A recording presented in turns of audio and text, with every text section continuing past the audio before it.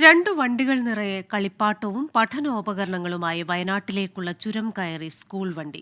ദുരന്തബാധിതരായ കൂട്ടുകാരോടുള്ള കരുതലായിരുന്നു തൃശൂർ അന്തിക്കാട് നിന്ന് പോയ കുട്ടികൾ പ്രകടമാക്കിയത്. 3 ദിവസം കൊണ്ടാണ് കളിപ്പാട്ടങ്ങൾ ശേഖരിച്ചത്. ആർത്തലച്ചു വന്ന ഉരുൾ നാടിനെ വിഴുങ്ങിയത് കണ്ടുപേടിച്ച കുഞ്ഞു മനസ്സുകളെ ചേർത്തു പിടിക്കലായിരുന്നു ആ വണ്ടി നിറയെ. നമുക്ക് ഒരുമിച്ച് അതിജീവിക്കാമെന്ന് ഉറപ്പു നൽകി. തൃശൂർ അന്തിക്കാട് നിന്നും കുട്ടികൾ കളിപ്പാട്ടങ്ങളും നോട്ടുപുസ്തകങ്ങളും ശേഖരിച്ച് ക്യാമ്പുകളിലെ കുട്ടികൾക്ക് വേണ്ടി ചുരം കയറി. അന്തിക്കാട് KGM LP സ്കൂളിലെ വിദ്യാർത്ഥികൾ ശേഖരിച്ച കളിപ്പാട്ടങ്ങളും ഹൈസ്കൂൾ കുട്ടികളും രക്ഷിതാക്കളും ശേഖരിച്ച പഠനോപകരണങ്ങളുമാണ് വയനാട്ടിലെത്തിയത്. 645ഓളം കുട്ടികളും രക്ഷിതാക്കളും ചേർന്ന് 3 ദിവസം കൊണ്ട് ഒരു വണ്ടി നിറയെ കളിപ്പാട്ടങ്ങൾ സമാഹരിച്ചു.